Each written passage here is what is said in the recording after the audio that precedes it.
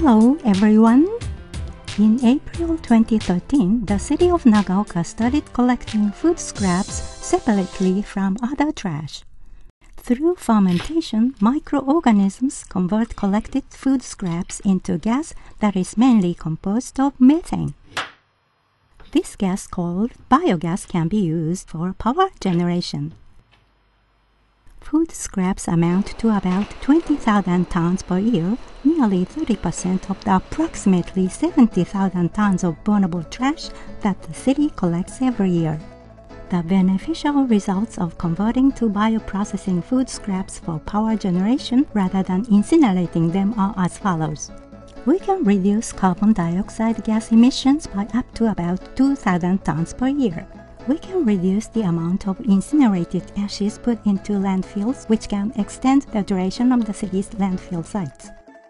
Through this extension and the integration of incineration facilities, the city's trash handling costs can be reduced by about 3.5 billion yen in 15 years. Now, here is a guide on how to separate and put out household trash. The city collects food scraps, burnable trash, and non-burnable trash that are put out in designated prepaid bags, and large-sized trash with handling tickets attached. The city also collects, free of charge, plastic containers and wrapping materials, glass bottles, cans and PET plastic bottles, newspapers, magazines, flyers and cardboard, used clothing and towels, twigs, leaves and grass, and hazardous items such as spray cans and portable gas cylinders for cooking. Let's take a look at food scraps. Food scraps include vegetables, cooked food, fruits, cooking scraps, grain and grain food products, meat, fish, and confectionery. Drain water thoroughly and put out food scraps in prepaid pink bags twice a week on the designated collection days. Seafood shells, husks from corn and bamboo shoots, and coagulated cooking oil should be put out in designated yellow bags as burnable trash because they are not suitable for fermentation.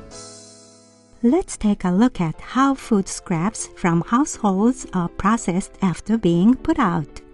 Collected food scraps are carried into the Food Scrap Biogas Power Generation Center and then unloaded into receiving hoppers. After the sorters remove unsuitable objects such as plastic bags and disposable diapers, food scraps are carried to the fermentation tanks. The temperature in the tanks is kept at about 40 degrees, ideal for the microorganisms. A large amount of biogas is generated during the 3-week fermentation process. The generated biogas is collected in a gas holder. Some of the gas is used as fuel for the dryer, while most of it is used for power generation. The generated power is used at the Food Scrap Biogas Power Generation Center and the trash incineration facility. This greatly reduces the amount of electricity purchased from the electric power company. After being dehydrated and dried, substances that cannot be fermented are used as fuel at private biomass generation facilities. This is how we can produce new energy from food scraps.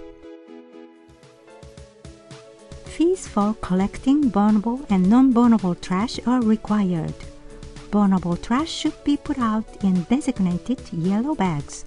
Non-burnable trash should be put out in designated blue bags.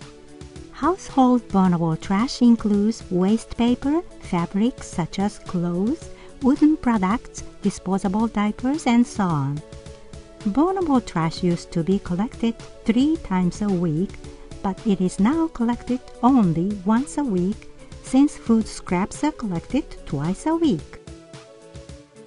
As an exception, disposable diapers can also be put out on the designated collection days for food scraps. Put out disposable diapers in designated yellow bags for vulnerable trash and circle the picture of the diaper.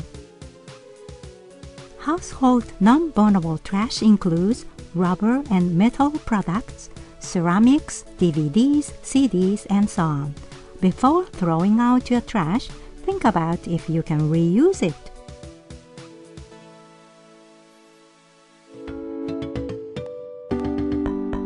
Large-sized trash. Large-sized trash is picked up at your door by advance request via telephone or fax.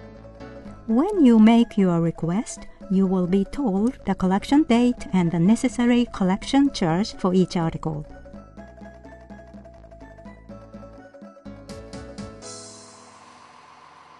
Ashes from incinerated burnable trash, non-burnable trash, and unburnable materials from large-sized trash are buried at final trash disposal sites.